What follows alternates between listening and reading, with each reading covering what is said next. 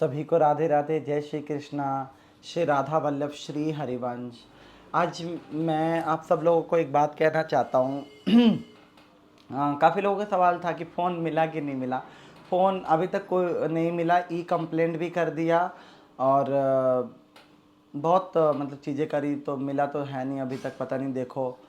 और क्योंकि ये वीडियो मैं 2-3 दिन बाद डाल रहा हूँ, अब बना रहा हूँ, क्योंकि वो भाई जो जिसका फ़ोन मैं यूज़ करता हूँ वो थोड़ा सा कहीं गया हुआ था, तो फ़ोन तो नहीं मिला। बट कोई बात नहीं, जैसे श्री जी इच्छा, और बहुत जल्द हम नया फ़ोन लेंगे, श्री जी ने चाहा तो। और श्री जी मुझे चाहती हैं कि कुछ नया फ़ोन मुझे देगी शायद, तो कोई दिक्कत नहीं हो। वो तो एक श्री जी की जैसी इच्छा होगी। आप लोगों को मैं दो चीज़ आज, एक तो मैं श्रीमती हमारी प्यारी किशोरी जी राधा रानी के चमत्कार बताने वाला हूँ, जो राधा अष्टमी वाले दिन मेरे साथ हुआ। और दूसरी एक बात बहुत दुख की बताना चाहता हूँ। बहुत यहाँ पे आहट होती है। जैसे आप लोगों को पता है कि मुझे झांकियों में किशोरी जी को लोग नचाते हैं, और मतलब अपनी बेटी की शादी में राधा कृष्ण को ऐसे नचाते हैं जैसे पता नहीं वो 100 पीसों, और अदर ऐसी चीज़ें। क्योंकि मैं श्री जी से बहुत प्रेम करता हूँ, और श्री जी एक तरह से हमारी माँ भी और हमारी बहन भी, मतलब हर किसी का किसी से कुछ ना कुछ रिश्ता है श्री जी से, और हर नज़रिए से देखते हैं। एक कोई एक्टर है, मुझे किसी ने वीडियो भेजी कि भैया देखो ना ये श्री जी की, मतलब उस उन्होंने बनाया हुआ था। तो उसमें मैंने देखा वीडियो, जब मैंने देखा तो मैं कह रहा हूँ कि रोना आता उस वीडियो को देख के, कि मतलब क्या इस तरीके से हमारी लाडो को पेश करा जाएगा। और मैं बता नहीं सकता कि वो वीडियो में देख नहीं सकता। श्रीमती राधा रानी क्या ऐसे इतने छोटे से कपड़े और मतलब इस टाइप की चीज़ें पहना के, वो कुछ तमन्ना भाटिया करके कुछ नाम है उस एक्टर का। अब पता नहीं क्यों करा, किस लिए करा, क्योंकि अब हर तरफ राधा नाम चल रहा, तो क्या किशोरी जी को इस तरीके से पेश करना, और हिंदू लड़की हो के ऐसी राधा रानी को पैसे कमाने के लिए, तो ऐसे थोड़ी ना पेश करा जाता है। किशोरी जी तो हमारी वो, मैं आप लोगों की एक बात बताता हूँ किशोरी जी के बारे में, कि जब महाभारत ख़त्म हुआ तो श्री जी ठाकुर जी से मिलने आई हुई थी, और वो काली कमर पहन के, मतलब काली कमर ओढ़ के वो लेटी हुई थी, श्री जी शयन कर रही थी। और तो क्या हुआ कि रुक्मणी जी ने कहा कि जाओ जाके बोलो कि रुक्मणी जी राधा रानी से मिलने आई हुई हैं, क्योंकि कृष्ण के मुंह से बहुत बार उन्होंने राधा नाम सुना हुआ था, राधा रानी का नाम सुना हुआ था। तो मिलने आई थी। जब वो मिलने आई थी तो उन्होंने क्या देखा कि जब गई तो वहाँ पे एक एक 8 सखी थी हमारी श्री जी की। एक एक सखी को देख के वो सोचती थी कि ये राधा रानी है, नहीं ये राधा रानी है, नहीं ये राधा रानी है। वो सब कहती थी कि हम श्री जी के चरणों की दासियाँ हैं। तो वो रुक्मणी जी भी अचंभे में हो गई कि राधा रानी कि जब दासियाँ इतनी सुंदर हैं, या श्री जी की वो दासी तो थी नहीं, उनकी सखियाँ थी, पर वो उनका एक भाव था कहना कि हम श्री जी की दासी हैं, हम उनके चरणों की दासी हैं, जो उनकी सखियाँ थी। तो उसके बाद से जब वो मना करते गए कि मतलब अभी श्री जी शयन कर रही हैं, आप मत जाओ, तो मानी नहीं रुक्मणी जी, वो चली गई राधा रानी के कक्ष में। जो काली कमरिया से है ना, उनके पैरों के नाखून दिख रहे थे श्री जी के। उस नाखून के अंदर इतना, मतलब इतना वो आकर्षण भरा था, इतनी चमक थी कि रुक्मणी जी उस नाखून को नहीं देख पा रही थी। हमारी श्री जी ऐसी दिखती थी, और हमारी श्री जी ऐसी रहा करती थी। और उनको इतना अभद्र कपड़ों में दिखाया गया, जिसको देख के मेरा मन बहुत आहट हुआ, और मैंने सोचा इसके खिलाफ अगर मैंने आवाज़ नहीं उठाई तो मैं शायद जिंदा रह के भी जिंदा नहीं हूँ। मैं तो कह रहा हूँ इन सब चीज़ों को देख के लगता है ना कि कैंसर हो गया और श्री जी बुला ले तो ज़्यादा बेटर है। मतलब ये यही सब देखने की वजह से श्री जी कह रही हैं कि बस तू आ ही जा। मतलब इस टाइप की श्री जी को दिखाना और ये पेश करना कहाँ की अच्छाई है ये।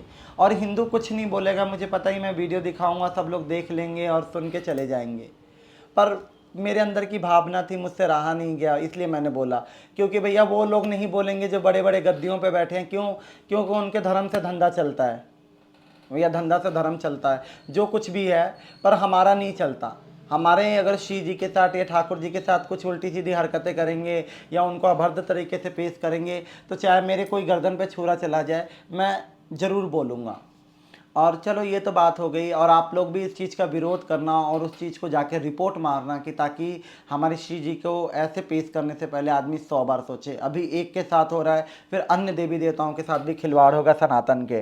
कभी भी इनको देखा कभी मोहम्मद की या अल्लाह की या किसी के ऊपर कोई बन के या बना के बैठा, क्योंकि हमने ये छूट दे रखी है, हम लोग कुछ बोलते नहीं ना, हम घर में छुप जाते हैं, जैसा हो रहा है होने दो।